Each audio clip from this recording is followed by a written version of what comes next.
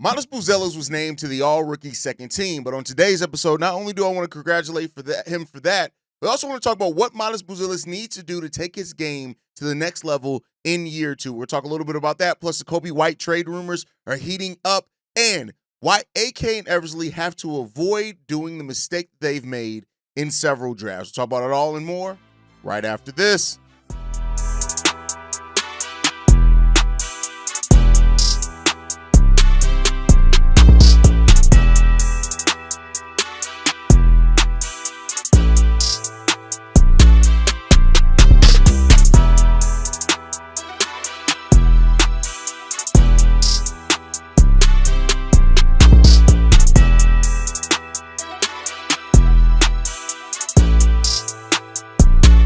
What's going on, Bulls fans? Welcome to another episode of Chicago Bulls Central, your number one spot for everything Chicago Bulls related. I'm the host there, Haize, but more importantly, you guys can follow the channel at Bulls Central Pod on every social media platform we happen to be on. With that said, let's go ahead and get into this content for today, y'all. And shout out to Buzelis, who was named to the All-Rookie second team. It was more than well-deserved. We talked about it. We had an emergency episode yesterday right after it was announced. And you look at what Buzelis did last year, especially after becoming a starter. He was one of the most impactful rookies statistically after becoming a starter. And that's not anything to just look at and to overlook, right? That's a major accomplishment. And I do think that this draft class has really kind of shed that title of not really being a good draft class, right? Like, there are several players in this draft class that have shown themselves to be, they're going to be NBA starters. Now, to what level of starters they are, that depends on the development over the next couple of years, the role on the teams, things like that. But I love seeing guys like Yves Missi, Khalil Ware, Buzelis, right? These guys that, didn't come in with or weren't drafted the highest, but have definitely showed themselves to be some of the better rookies in that class. And then you look at how even some of the higher draft picks really started coming on into their own towards the second half of that season. And, we'll see, of course, what they do in year two. But the rookies coming in from the 25 draft class definitely are going to be a nice amount of rookies that are probably going to outshine some of those guys. But to focus this in on Buzelis, right?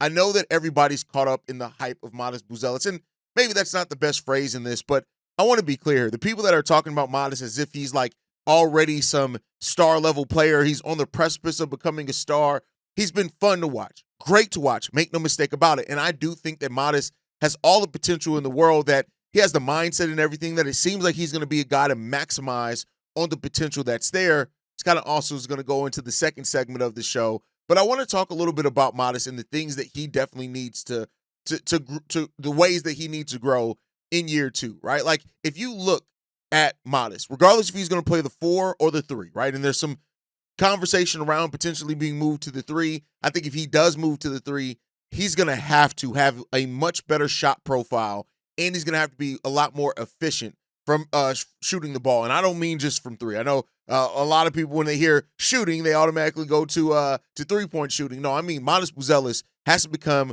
a more effective shooter overall in the game of basketball. He is pretty far off from being an effective shooter. But, and again, that's you're going to have things that you need to work on after your first year. But the 45% overall from the field, the 36% from 3, those are going to need to be a little bit stronger, especially if he's going to become a 3 at all in this league, which we'll see what happens with that, right?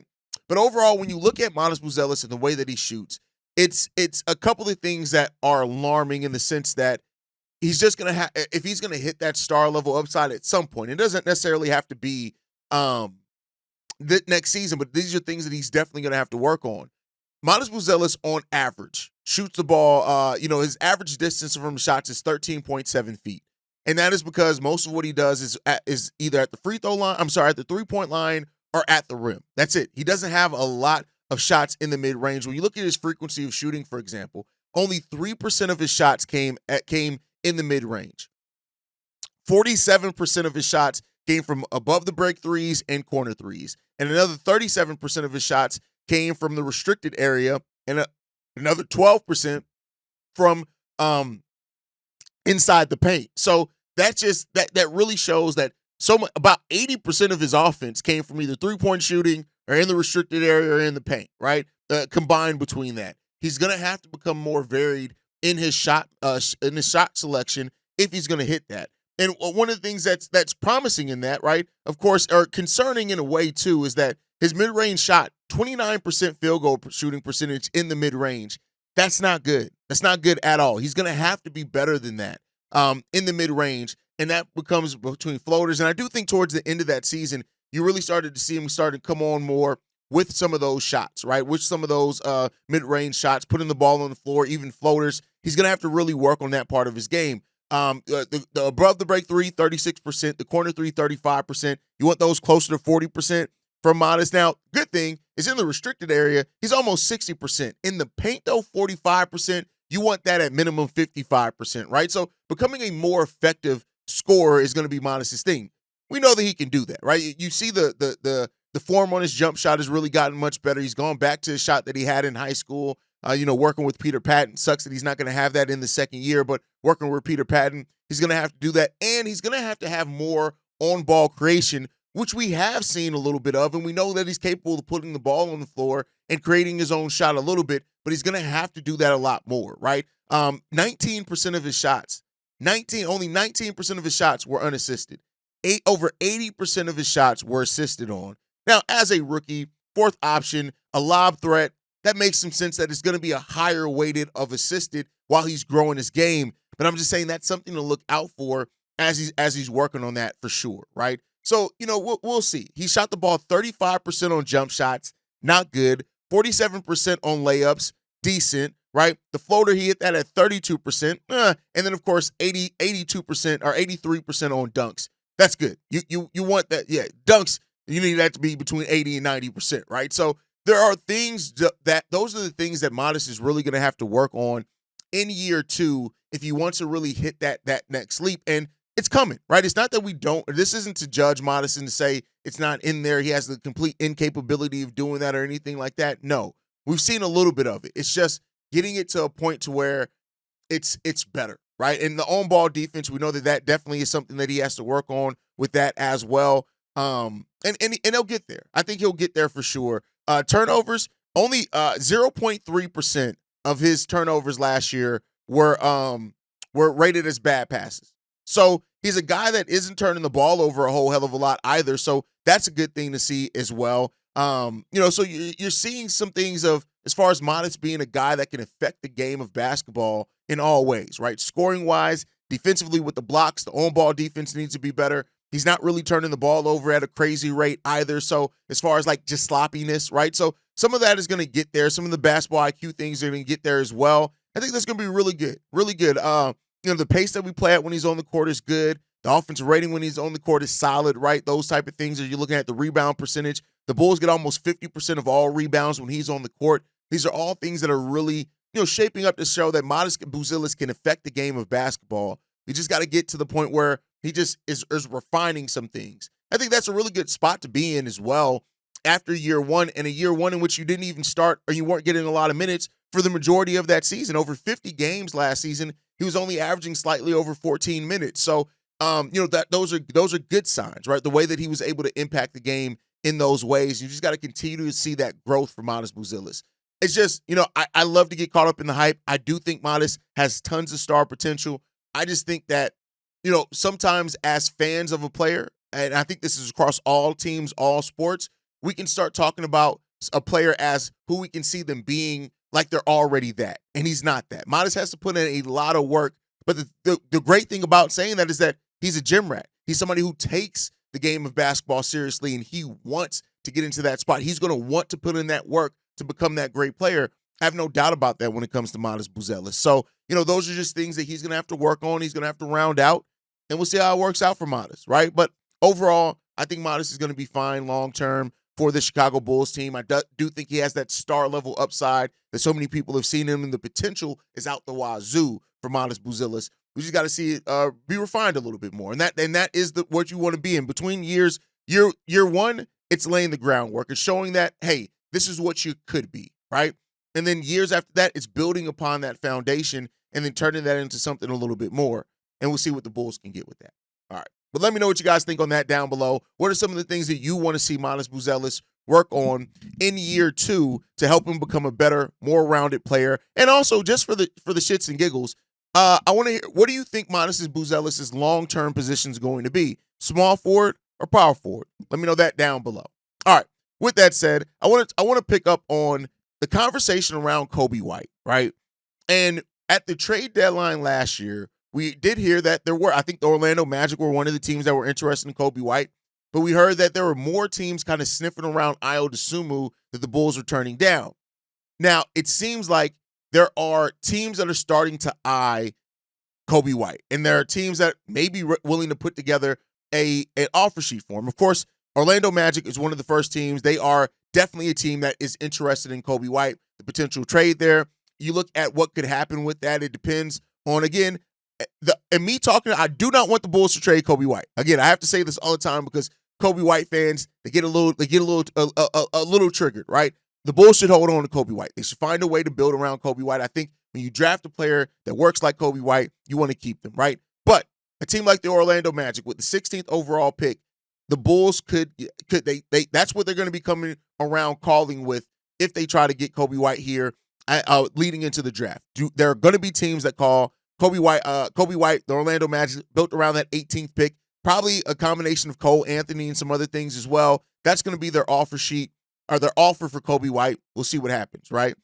They've also are interested in players like Anthony Simons as well, but I do think that Coby White is on one of the players that is on is one of the players that are on the target list. If it comes down to it, right? So one of the deals that have been presented is that it's Coby White and Javon Carter to Orlando for Jonathan Isaac, Jet Howard, Kobe Bumpkin, and first and second round picks. See what happens with that one, right? So that's what it comes down to on that one. It seems like the Orlando Magic may be the team that pursues Coby White maybe the most aggressively. But if it's Cole Anthony, multiple first round picks, do the Bulls come biting on that one? We'll see, right? I think, again, it all depends on, do the Bulls see themselves being a team that really, is not going to be able to re-sign Coby. Another team that's been interested as a suitor for Coby White is the Mavericks. They are said to be one of the teams that we know that they are pursuing a point guard, but that could have some long-term interest in Coby White and maybe have sniffed around Coby White for a while, even when Luka was still on that team. But now with Luka gone, Kyrie Irving having his ACL injury, it seems that right now that they are having some serious interest in Coby White. And it seems like they have a bunch of second-round picks, right, that they are going to try to offer to try to lure the Bulls, and then a combination of one of the other. Derek Lively, Daniel Gafford, PJ Washington, and a first-round draft pick for that. Now, before my Bulls fans get to starting, no, they're not talking about the number one overall pick. That's not happening.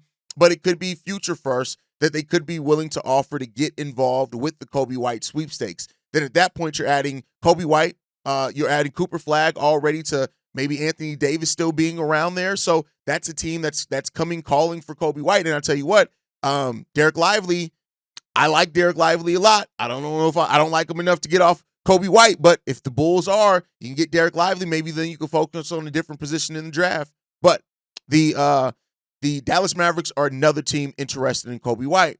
Then you also have the Warriors, right, who potentially in a deal, this one's presented as Jonathan Kuminga and Moses Moody for a player, to swap those for a player of Coby White's stature, right?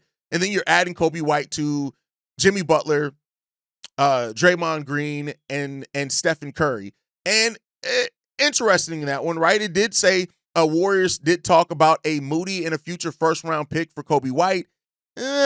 I don't like that one. I think you're going to have to include Jonathan Kuminga if you want that done. But then again, I'm not giving up Coby White for no fucking Jonathan Kuminga, but maybe that's just me, right? But when you look at those teams, those are the teams that have right now been most commonly talked about being interested in Coby White. So to recap, the Orlando Magic, with a package built around their first-round pick this year, right, and Cole Anthony being kind of the baseline of a package. You can try to include other things. If you want to include, try to get them to take Javon Carter, those things like that. Is the 16th overall pick enough to try to pry Coby White away from the Chicago Bulls? Again, if the Bulls know they're not going to be willing to pay Coby, maybe, right? Not something that I would do, but maybe, right?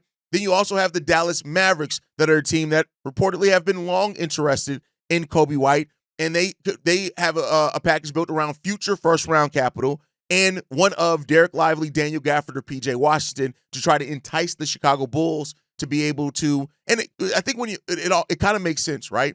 With getting Cooper Flag, if you're keeping Anthony Davis, it means you're probably playing Cooper at the 3. Or you're moving Anthony Davis to the 5, something that we know he doesn't want to do, and you don't have to do that with you having Daniel Gafford and Derek Lively both under contract. And that means that PJ Washington, if you're moving Cooper to the 3, that's moving PJ Washington out of his spot, right? So it makes some sense that if the Dallas Mavericks have some true interest in Coby White, one of those players would be interested in future first-round capital. Now, that future first is probably not going to be good with you having Anthony Davis and Cooper Flag on your team, and at that point you're adding Coby White, but probably take multiple first. Are you willing to give that? Depends on how you look at those other players, but let me know that. And then the Golden State Warriors potentially being interested with deals built around Jonathan Kuminga, Moses Moody, and some second-round capital. So all these deals sound like, again, if the Bulls just know they're not going to keep Coby, I guess you can try to talk yourself into these being decent deals, but I just think that, and I've been somebody to say that I don't think Coby White's trade value is necessarily as high as some people think that it is, but maybe it's a little bit higher. And the Bulls should definitely, even if they know they don't want to keep Coby White, they should absolutely start a bidding war as much as you can for a player like Coby.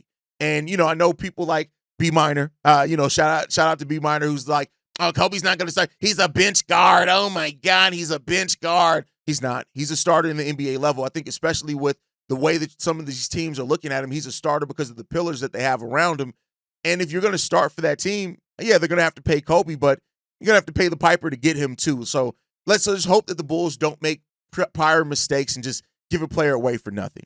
Which leads me to the last topic for today, right? This is going to be one of the first day in like 10 days. We're not covering a draft prospect, but I do want to talk about this thing, something with the Chicago Bulls here specifically, right?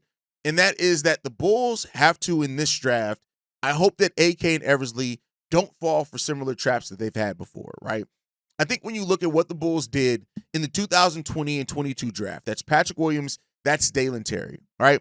Is that they focused so much on the ceiling that they ignored the floor, right? And that's a conversation that we've had over the course of our draft analysis this season, is that we've looked at players' floors and players' ceilings. And I get it, you can get caught up in one or the other. You can get so caught up in the player's floor that you kind of overlook his ceiling and vice versa.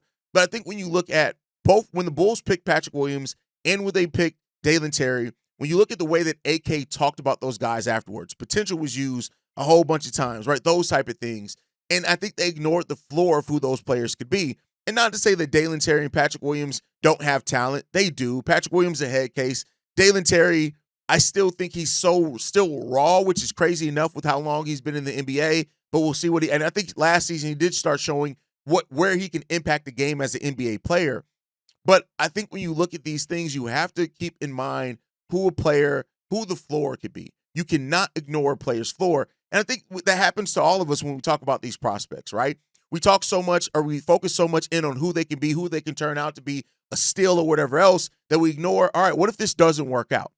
And that's the place where the Bulls can't keep wasting first-round picks. They have to measure the floor as well as the ceiling, and that's a place that I don't think the Bulls have always been the best at when it comes to their first-round picks. Modest, yeah, it was all about ceiling, and it was about him falling in that, and that's fine, right?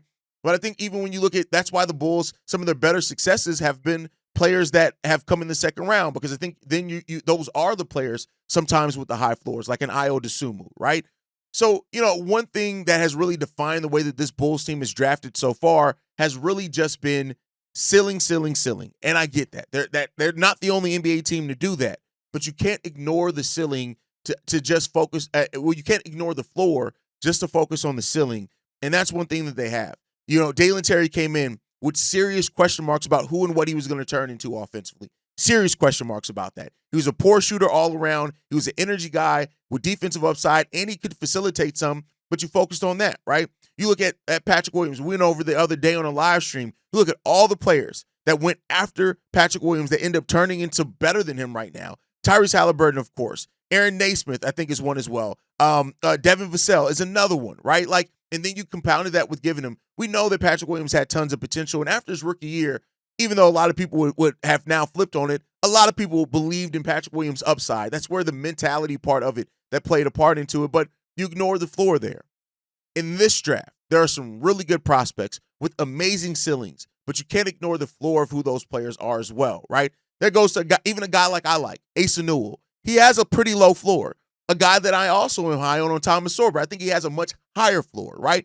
And that's what the Bulls have to do in this evaluation period in this offseason is try to figure those things out. And if you do figure them out, great. If not, it's going to leave a little bit to be desired on. And so that's where this team has to kind of play that game between the middle and try to find the prospect that really fits what they need both now and in the future. So we'll get back to specific draft prospects tomorrow. I just kind of wanted to talk a little bit about that in the draft overall, and let me know what you guys think on that down below. But that's my time for today. Make sure you guys are following us at Bulls Central Pod. You can send us any feedback, questions, comments, concerns, bullscentralpod@gmail.com. Lastly, if you want to leave a text message and our voicemail for the mailbag, the number to do so, 773-270-2799. We are the #1 spot for everything Chicago Bulls related, but that's thanks to you, lovely and beautiful people. And like we like to end every episode on, go Bulls. Love you guys. See you right if you can, y'all. Peace. This has been a presentation of the Break Media.